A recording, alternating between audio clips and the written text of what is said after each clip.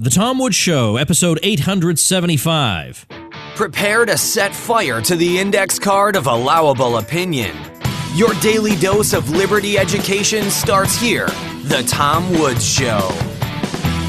Folks, join Bob Murphy and me for the Libertarian event of the year, the Contra Cruise. And this year, we're joined by special guests, including the great Scott Horton, the foreign policy expert you love from the Tom Woods Show. It's filling up faster than ever, so book right now at contracruise.com. Hi, everybody. Tom Woods here. We are taking apart an article today. Once in a while, people send me articles and say, why don't you smash this one? And now and then I do that. Sometimes it'll be an article on a subject that I feel like I've covered so many times I just don't want to do it again. Or sometimes I just don't want to give a certain person an additional audience. But sometimes I do go ahead and do it. And in this case, I've brought David Gordon onto the show to help me do it. The article is on taxation and theft and why taxation is not theft. And it's written by a philosophy professor named Philip Goff. And I wanted to have David come on and wrestle a bit with some of the particular arguments advanced in this particular article. So I do want to tell you David Gordon is probably the most knowledgeable person I know. I don't know why I'm saying probably. He is a freak of nature. Let's just be frank about it. He knows so much about so many things. It's unbelievable. If you don't believe me, you'll see him at a lot of Mises Institute events. Just corner him and ask him some obscure question. And it can be about economics, it can be about history, it can be about philosophy. You can just go on down the line. And chances are he knows something about it. He knows all the references. He knows the scholarly debates. It's unbelievable. So he's a great guy to know, because when everybody else is stumped on something, you say, well, I can always ask David, which is what I do a lot. Might as well ask David, because he'll know the answer. David Gordon is a senior fellow of the Mises Institute, and he holds his Ph.D. in intellectual history from UCLA. David, welcome back to the show. Thanks, Tom. It's great to be back. I'm linking to this article, so assume that people have access to it, on why taxation isn't theft. And I have to say, when I got to the end of this article and I found out the author was a professor of philosophy, I was a bit surprised. I thought this was going to be some kid with a blog. I really could not believe this is a professional philosophy professor. Now, I mean, maybe philosophy professors are much worse than I thought they were or something, but let me just ask you right from the start, is it just that I'm not familiar enough with philosophical arguments, or is it that this really is a pretty weak... I mean, were you surprised this was a philosophy professor saying this? Well, what surprised me about the article was that political philosophy isn't this guy's specialty. His name is Philip Goff. His specialty is metaphysics. He's known for working on panpsychism, which is the view that all matter has some mental properties. He has a book coming out with Oxford on that. But he doesn't usually write on political philosophy. What he's doing in the article, he's really just popularizing, or explaining very briefly, two influential arguments. The one was where he discusses, do people have a legal right to their pre-tax income? He's just popularizing a line of argument in a book by Thomas Nagel and Liam Murphy called The Myth of Ownership. And then the other part, which is on the moral question, which I think would account for your low view of him, he's really, again, just pointing to certain kinds of popular argument, but he doesn't do a very good job of explaining. He just seems to say, well, isn't it obvious we don't deserve our incomes? But he doesn't really explain why he thinks that very coherently. Right. So let me take over here and give people a sense of what's being said here. What this Professor Goff is trying to say is that we often hear it said that we should cut taxes so that people can keep more of their money. Now, he's willing to entertain the possibility that you might want to cut taxes to foster whatever, capital investment or something. Fair enough. But to say that we need to cut taxes to give people more of their money contains a number of assumptions that he believes are faulty. Now, the legal one he doesn't spend that much time on. It's the moral claim. He's basically claiming you don't really have any moral claim on the income that you receive on the market because the market is amoral and arbitrary. It just happens to have bestowed this money on you. And he gives the example of a banker who earns a lot of money versus a scientist researching a cure for cancer. Well, virtually everybody would think the scientist is providing the more valuable service, so therefore it's totally arbitrary from a moral standpoint that he earns as little as he does as compared with the banker. So how can we say, well, these market outcomes are the best outcomes there are? These market outcomes precisely award people what they morally deserve. Certainly they don't. So therefore, why do we hold them in this superstitious reverence? So that's what I'd like to hear your response to. Well, I think the fundamental problem with what he says is he's making a confusion between desert and entitlement. When he's talking about desert, he means something like, is it due to some kind of moral virtue on your part that you have money? Like, is it, say, this banker, is the banker done something that's morally better than, say, a poor school teacher who's slaving away? Or does, say, Frank Sinatra made a whole lot of money, but was he a very good person? Probably not. So what this view is, well, people don't really deserve especially their high income, because the income isn't proportional to their moral merit. But the mistake there is on the view that I think is the most plausible one. People have rights over their self and their property because they've acquired them through just procedure. So it isn't that you're morally better if you're earning a high income, but if you're doing a way that didn't violate anybody's rights, you're entitled to it. Like, so perhaps this would bring out the point a bit better. I suppose most people, most contemporary left-wingers would say people have free speech rights. We'll put aside the question, well, there's certainly forbidden topics where you don't have free speech rights, but most leftist inclined philosophers would say, well, we have free speech rights. But we could say, oh, what some people say, like you, Tom, are extremely articulate. Is this because you deserve this morally? Maybe you should be penalized, say, when you're talking as against a less articulate person like me.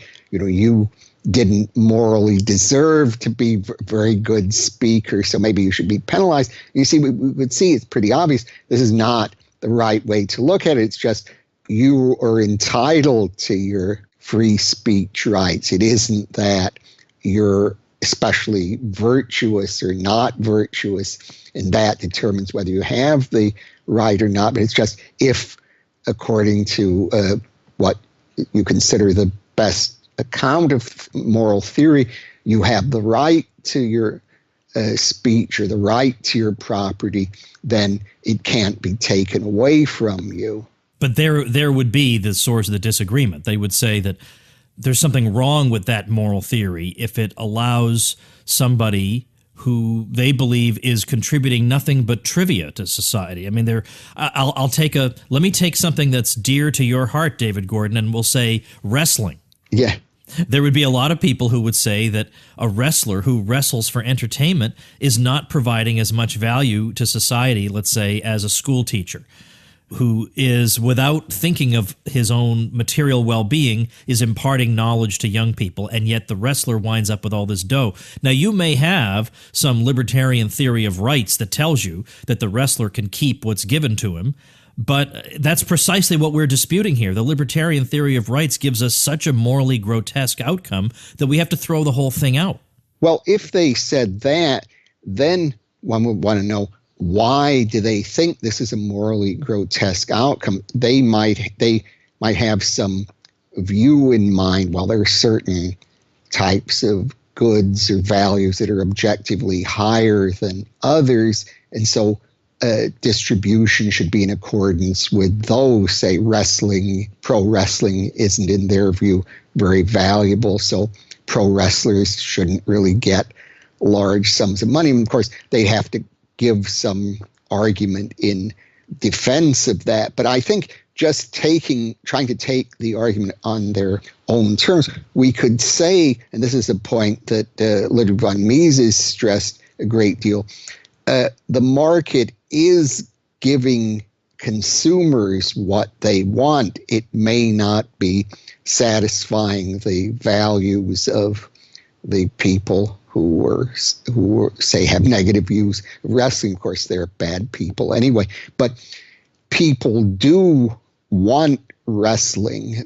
People are willing to pay large sums of money to see wrestling. It adds up, so people want to see wrestling. That's why wrestlers are able to earn high salaries. So people are you're getting income in the free market according to the way you provide services to consumers. Now, one point I think additional could be raised here, and this is one that Friedrich Hayek stressed a great deal. If we talk about sort of a set of objective values and try to distribute in accord with that, that would suggest that all the resources are owned by society, some kind of collective body, and that we have to assign these resources to various people and according to some objective scale of values. But just what we have in a market system is that this isn't true. There's just individuals who start off with certain allotments of property and income, and then we have a process by which people engage in exchanges and investment and so on, and then people will then get more income to the extent they satisfy the wishes of the consumer. So there's no central process of distribution in accord with one set of values. And Hayek also points out, if we try to say, oh, well, maybe we should just get rid of the market, and just have some process where we do distribute in terms of this set of values, there are going to be all sorts of disagreements about what this objective scale of values is, and the result will tend to be a totalitarian imposition of a particular set of values on the rest of society. So this is in some ways a subset of the larger question that philosophers have wrestled with about the moral significance of luck more generally. Yes. And how we're to make a reckoning of luck. And I mean, I think John Rawls tries to deal with the question of luck, because of course your endowments, your mental endowments, let's say, or your physical ability or whatever, these things are, again, they would say something you did not deserve. You were born with them. There was that you just got them. And so therefore they can imagine a moral scenario in which it makes sense that the fruits of those talents, namely the income that you might enjoy, ought to be redistributed to people who, through no fault of their own, did not come into possession of those same talents. These might be people who work just as hard. Or actually, I shouldn't even say work just as hard, because a work ethic is also luck in the view of some of these people, that even that isn't something you should point to and say, I did this. So, but anyway, I mean, look, it could be the case that I am a really terrific chess player, and you, David Gordon, on the other hand, are a brilliant surgeon and a physician, and you've just sold a brand new drug for $200 million. Now, it's just, it's too bad that the talent I have doesn't generate really any income, and the talent you have generates all that income. That's the society that I'm unlucky enough to live in, unfortunately. So anyway, the bottom line is, because of luck, people are in the situation they're in, and then we go from there to what seems to be the non sequitur of, therefore the state plays a role. the state should basically take your extra stuff. And yeah, of course, they're going to redistribute it after they skim their fee off the top.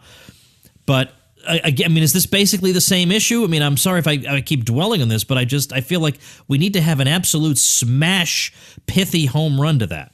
Oh, yes. Well, I think one suggestion might be if we got rid of everything they consider to be luck, there'd be nothing left. There'd no persons at all. They would just eliminate all the attributes of anyone, and then you would have a question. They've gotten rid of desert altogether, so their view is really contradictory. They're saying nobody deserves anything because of luck, but then the people they want to favor, say the poor or various other people, really deserve to get more than they do now. It's really an odd view. Nobody deserves anything, but some people really deserve more than they're getting on the market. Okay, so there is a bit of a problem then, logically, with what it is they're saying. These people definitely deserve X. Yes. But nobody really deserves anything. And one point, but I think hold on a minute. I think Professor Goff, though, is not saying we can't figure out desert. It's that I certainly know that the arbitrary judgments of an impersonal market is definitely not yielding a result that I need to respect. Well, but then if he says that, I mean, then he evidently has in mind some view of what people should be getting, what desert is. He has in his mind some view of what is the proper distribution, but he doesn't really tell us what it is. And here I think there's another basic problem with this luck view, that people really are unlucky. Some people are unlucky. Others would apply to what Goff is saying. People, obviously people don't deserve what they get in the market. When you talk about luck, or what people are very lucky, this is relative to a certain idea of what you think the proper distribution should be. Say if you think everybody should get an equal amount of resources, then people who have certain natural endowments that enable them to make a lot more, or you could say are very lucky. But I mean, supposing you held a view that really we should have the people who are born with certain superior endowment should really get nearly everything. To say view that Nietzsche held, we should really try to help those who are the great creative geniuses. They're the main one. So then you could say, even if they're getting a lot of money, maybe they're unlucky because they're not getting as much as they should be according to that theory. So the problem for the luck egalitarian is you can't specify whether people are lucky or unlucky unless you have a particular distribution in mind that you think is the correct one, but then it's circular if you say that people are getting the wrong amount of money because they're either lucky or unlucky. It's relative to a distribution. This is a point, incidentally, was made by Murray Rothbard years ago, and there was a philosopher, Susan Hurley, who had a book just dealing with this point. She's not at all libertarian, but she had a fairly long book just going into this view, problems of luck is relative to a distribution. And so this is the point they miss. So the basic point I make about Goff's article is when he says, oh, well, isn't it obvious that people aren't getting what they deserve? The market is just rewarding people arbitrarily. I think if he just puts it like that, the answer is no, this isn't obvious at all. We want to ask him, well, what is the account you have that permits you to say that? Why should we hold this? And if he says, well, look, there are isn't it objectively the case that certain activities are better than others? You could say then, even if you're right, what is the reason for thinking that people should earn incomes in accord with whether they produce how they produce according to the set of objective values. I mean, it's really just the article is just really a string of assertions on his part. And then there is, I think, a utilitarian point to be made that we would be stuck in endless disputes with one another because we do have different value systems, a lot of us, from each other.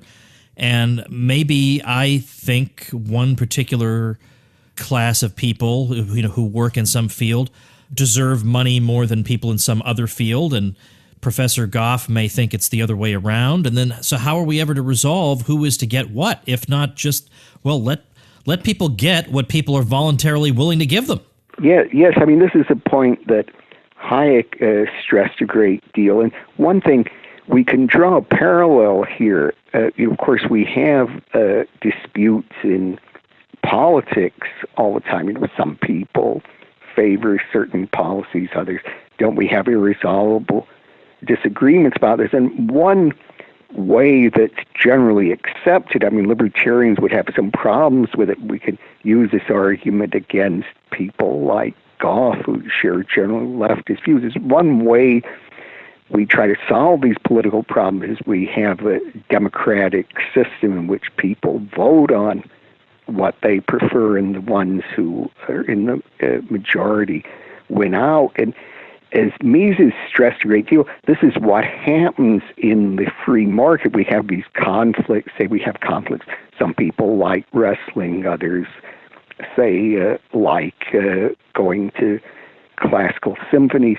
So we have people are voting for what they want by purchasing the various products. And the advantage of the free market over political democracy is, in most democratic systems, if you're in the minority, then you don't get what you want. But in the free market, you still can, as long as there are enough people who have similar preferences to make production of what you want profitable. So the way we settle disputes about values in the free market is quite similar to it, but better than the way we settle disputes about political values in a democratic political system. I want to ask you something that's unrelated to this article directly, but it touches on the same sort of thing. Of course, when taxation comes up and we talk about really fundamental questions like, is taxation just? Is taxation theft? One of the things that comes up in defense of taxation, of course, one of the arguments is the social contract, and we've implicitly agreed to abide by what the state says and to make contributions and whatever. But that's a fairly weak argument. There are a lot of problems with the social contract, and so libertarians have been pretty good at answering those. But I had somebody raise in my private Facebook group the following objection to that, just for play devil's advocate. He said, well, if you're going to argue that the social contract is not valid because, one way or another I never really consented to it, well, what do we say about a child who is born on private property, as nearly all of us are, and has not consented to anything, and yet we treat that person as if he has consented to abide by the rules of private property? Isn't that just as illegitimate as the social contract? Why are we willing to accept this kind of reasoning when it comes to private property, but we reject it indignantly when it comes to the state? What's the difference? Well, I think that objection is interesting. You see, I don't think the person would really want to press that, because what he would be saying is it's because of the way we treat children, it's justifiable for the state to treat us as if we were children. That I don't think that's a direction that seems very promising. I mean, presumably the reason we think that children lack until they gain as they grow up, they lack rational faculty, so they're unable to think and decide for themselves. They lack both rational faculty and their physical capacity to do so, and then they mature. So what this objector is saying is, well, since children don't consent, isn't there just as much justification for treating adults as if they were children? I don't think that's a very good. I mean, maybe with the if that's the way he's going to justify the state, I think we could say, the way Kant says in preface to one of his, he says, God protect me from my friends, from my enemies. I can defend myself. That isn't a very good defense of the state, is it? But let me try to give it a more reasonable exposition then. All right, so that's true that just because we treat children a certain way doesn't mean we would want the state to treat adults that way. I get that. But then doesn't that just postpone the question? Because is there a moment when we can say that as we get older, we expressly consent to the rules of the private property order? And we say, this is the society I want to live in. And what form does that consent take? And how is that consent more explicit than the alleged consent of the social contract? Oh, I see. That's a very interesting point. See, the problem there is that suppose you say you have a right not to be assaulted by me or anyone else. I can't just come up to you and punch you out. That wouldn't be a very good way of do it. Wouldn't have good consequence for me if I did. But the rights people have those natural rights don't rest on consent at all. So it isn't that, say, imagine you're an adult and you're finding, you have all these property rights. People have all these property rights. Say, here's this billionaire over here who has all these assets. Maybe I'd like to take them. Now they say I can't do it because it's his property. Well, I never consented to that. But the property rights don't rest on consent or people accepting that arrangement. It's just according to the libertarian view of things. People just have those rights. The difference in politics is that the state is claiming to have certain rights over us that aren't natural rights, and then one of the reasons that they say, well, they can do these things to us even though they don't have a natural right to, is that people have consented to it, you've agreed to it, and then of course arguments that in fact you haven't agreed are very relevant. But the case is quite different with libertarian rights, because it isn't that the libertarian view rests on some sort of social contract by which we all agree to recognize libertarian rights. It's not a contractual view at all.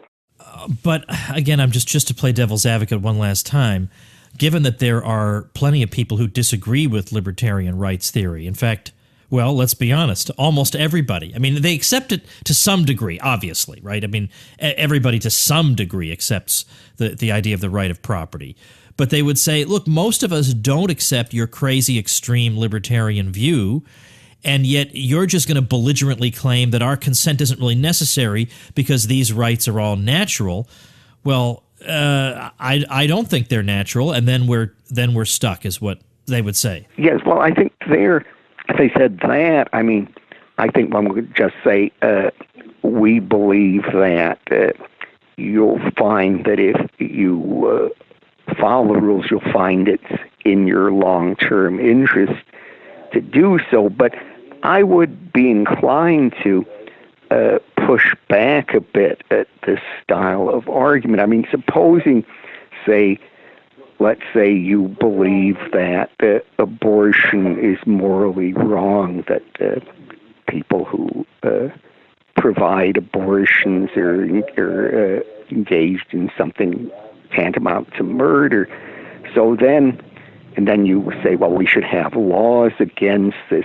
I don't think you would entirely find a convincing argument, although there's certainly people who made this style argument. I wouldn't find it convincing to say something like, well, even if you think that, you have to recognize that many, if not most people, don't think that, at least in all the circumstances that you do. So how can you justify and forcing people to accept what you think is the correct view when they don't? I don't think in general, although it certainly has to give weight to people's views of things. I don't think there's a general right, or at least I haven't consented to such a right, where people get to refuse to accept any rights claims that they don't find plausible. I mean, there could be certainly practical problems of, say, you're in a society where most people don't accept the view you think is correct, how you're going to secure that view. But that's a different question from if people have certain rights, then they're entitled to have them, regardless of whether other people accept that or not. I mean, supposing, let's take another case. I mean, supposing you practice some kind of religion that is very unpopular, and then you say, well, you believe you have freedom of religion. It might, I don't think it would be such a good response to say, oh, well, but people, you may think you have freedom of religion, but people didn't agree to that. They don't consent. They don't really like your religion, so therefore you'll have to put up with certain measures of suppression against it.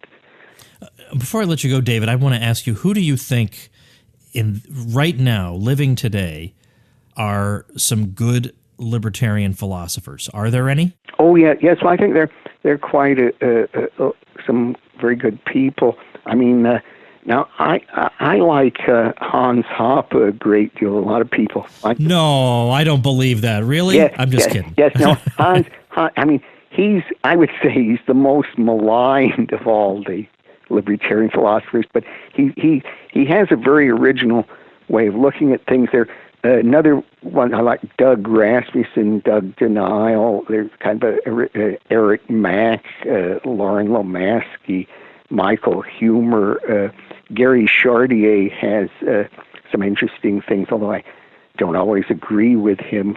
Well, I don't always agree with. I don't even agree with myself all the time. But I think there's one thing. I think there's a libertarian philosophy is political philosophy is quite promising.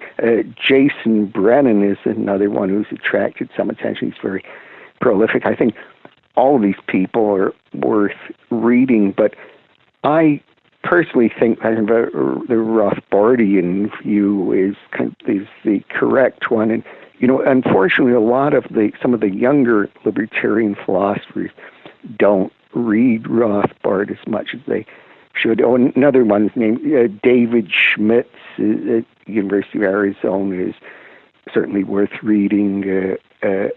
Jerry Gauss at Arizona. There are various people who are connected in some ways or other with somewhat libertarian approaches. They're not, unfortunately, not as hard line as I'd like, but it is a quite a growing field of thought, I think. I think, just if I'm getting this right, I think every single name you mentioned has been a guest on the show, which is in one way really great. It means I've found some really great people. On the other hand, that's depressing. I don't want to know all the great thinkers. I want there to be so many I couldn't possibly know them all. But anyway, at least I'm on the right track, and that's because. Oh yes. Well, I mean, it's just like Murray said. The one time the libertarian movement started out in his apartment. So maybe we could say the libertarian philosophers are starting out as appearing on your show and on my show, exactly. Now, I should correct myself there, though. The person I get the most requests for is Hans, and he's more or less retired from doing audio interviews. I've discussed this with him on more than one occasion. And in fact, he emailed me. How long ago was it? And he asked me something, or did I want to come to his event? And I just said I just couldn't make it work. But, short of that, I'd love to have you on the show. And then crickets. No reply. He just does not want to do that stuff anymore. So I get that question all the time. So if you were inclined to email me, why don't you get Hans Hoppe on? It's fruitless. It's not going to happen. But I can talk to David Gordon, which is just as good. So thanks again, David. Oh, thanks, Tom. Nice talking to you. All right, everybody, before I let you go, here's a great one. Here is a great one. This is another site created by a listener of this show, and boy, are you going to love this idea. The site is called libertyminecraft.com, and It's aimed at gamers, at young people, at students, and parents. And to give you just a quick overview, Liberty Minecraft is a practice environment for people to play Liberty and learn what freedom is like. Now, Minecraft, as you may know, is the second best-selling game of all time, 122 million copies. That's #1 in sales across all computer platforms. Around 80% of those, at least 100 million copies, can access Liberty Minecraft in under 1 minute. The creator has been working on this project for 3 years. It's funded by donations. He says his goal is to provide 10,000 hours of experience in free markets, liberty, morality, and capitalism over the next year. So check this out. It's really neat. LibertyMinecraft.com. I will link to it at tomwoods.com/875 as the listener website mentioned. And of course, my longtime listeners know that this particular site is getting mentioned on the show because the creator used my link to get the web hosting for the site. And if you do that, I'll give you this publicity. I'll link to you on my site. I'll give you a couple dozen free video tutorials, and you can be added to my private bloggers group if you so choose. These are great bonuses, and you too can get them. Check out the details at tomwoods.com/publicity. See you tomorrow. Become a smarter libertarian in just 30 minutes a day. Visit tomwoods.com to subscribe to the show for free, and we'll see you next time.